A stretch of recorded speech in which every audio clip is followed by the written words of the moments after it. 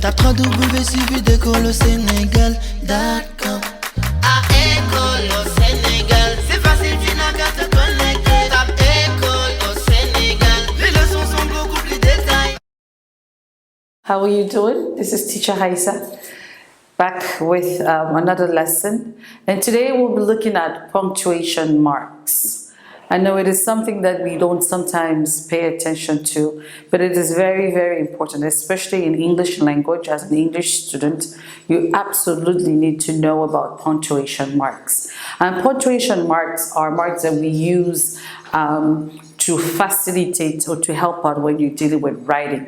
It's very, very, very, very important as far as writing or making out sentences, writing out sentences are used, okay? And it's important, why? Because it helps to facilitate, it makes writing easier.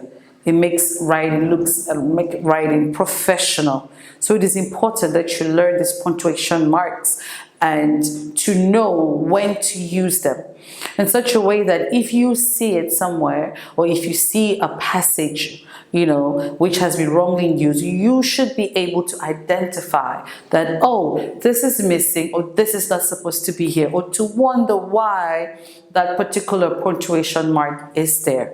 So it's important that you know the usage and the purpose of a punctuation mark, or punctuation marks.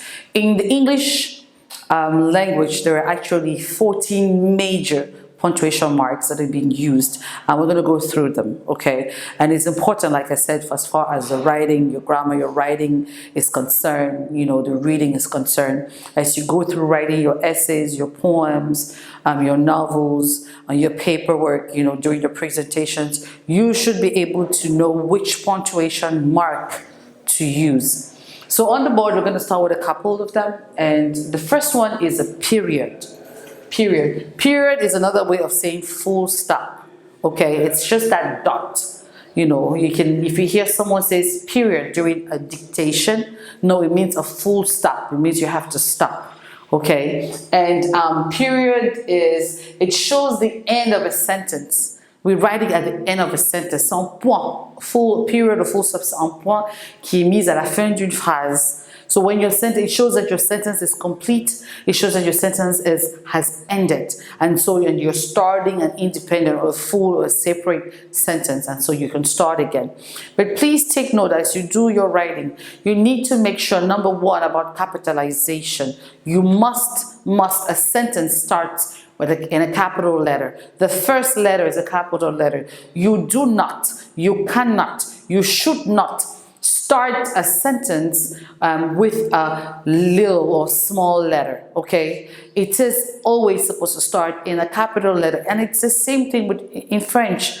La lettre, la phrase commence toujours, la première lettre commence toujours en majuscule. C'est jamais, jamais un minuscule, jamais. That's the first rule as far as writing is concerned. The second rule, if it's a name of a person, if it's a name of a thing, a proper noun, we know a proper noun, a name of a person or a country, it should be, the first letter should be in capital, okay? Un nom propre, nom d'une personne, d'un pays, it has absolutely needs to be in, the first letter needs to be in a capital. For example, Africa, even if it's in the middle of a sentence, Africa remains capital A. Europe remains capital E. Paul remains capital P. Raisa remains capital R. Okay, always, even if it's at the beginning, the middle, or the end of a sentence, proper nouns must stay capital. The first letter of the word needs to be in capital. D'accord. Alors, les noms propres, la première lettre est censée toujours, obligatoirement être en majuscule. Par exemple, Paul, même si c'est au début, au milieu, à la fin, Paul reste, le P reste en majuscule. D'accord. Seini, le S reste en majuscule. Toujours, peu importe là où c'est dans une phrase. It's the same rule. It has to be, it's the same rule in English, or it is what it is in English. Okay, so you should absolutely know that. It's imperative that you know that, okay? And so let's start now. We started with the period, you know, and I'll give an example of a period. Like I said here, it shows the end of a sentence. the sentence has been completed. And so you're going through a new idea, a new sentence, a new project. And so you put a full stop. For example, an example of the usage of period. I completed my project last night. Full stop. Now the second one is a question mark. Point d'interrogation. It's a question mark because this is a question mark. C'est point d'interrogation. And we know it parce qu'on utilise ça tout le temps. We use it all the time. A question mark. It ends a phrase, but in a question form. A phrase, c'est une phrase. So it ends a sentence or ends a phrase, but in the form of a question. Okay, that's why at the end of it, you put a question. So it's supposed to be put at the end. And oftentimes, these questions are usually starts with the what questions. The who, the when, the how, the what, the where, and the how, you know. So oftentimes, we use them, you know, when you use sentences that words like who, whom, when, where, how, what. Or sometimes you can even use are. Are you coming to the ball tonight? That's a question. Are you? So it's not just the w that we use often to ask questions, but even the are. Are you coming? Is she coming tonight? So you have is as well could be used. Is she coming? So, you know, you can use that. So, the word, for example,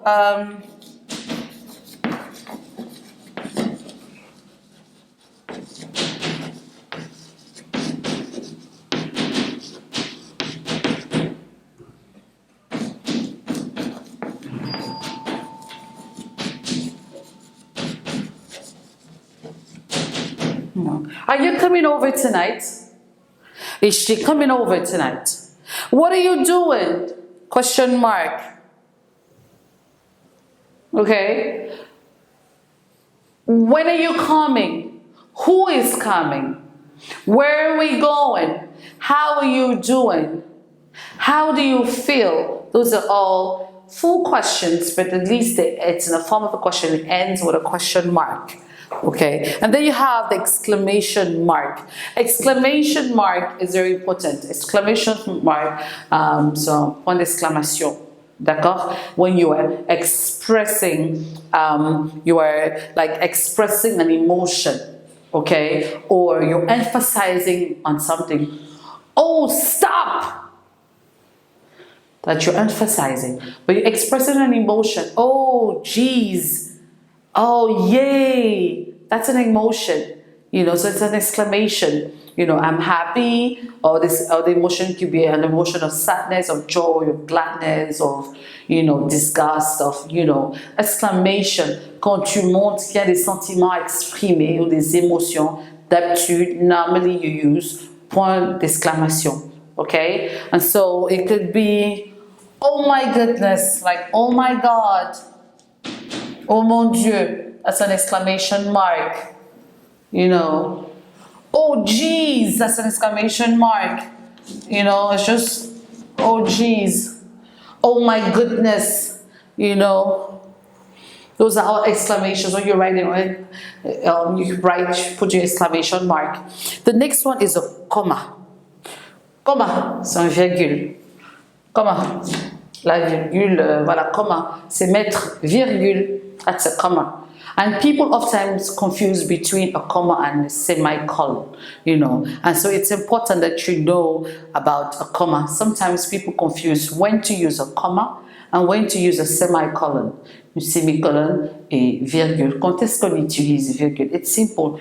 For a comma, you know, you just use it when you have, maybe you're writing a sentence and you pause and you repeat it. You pause a little bit, tu recules. Or you use a comma when you're listing items, like items for food or your book list or things like that. You can actually use a comma because a comma separates ideas. Ça sépare les idées, ça sépare les exemples, ça sépare les points sur une liste. That's oftentimes that you use a comma. Okay, so I said it inserts a pause in the sentence. Si tu as une phrase, if you have a long sentence and you want to split it, oftentimes you use a comma to split two independent sentences. So you use a comma, So for example, you can use,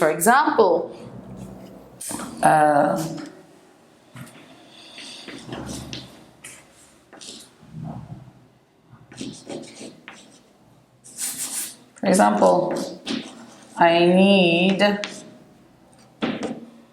pen, pencil, box, bag, etc. So you see that at every example, I'm giving a comma. When I'm listing examples, I give a comma. Okay. Tape 3W suivi d'école au Sénégal.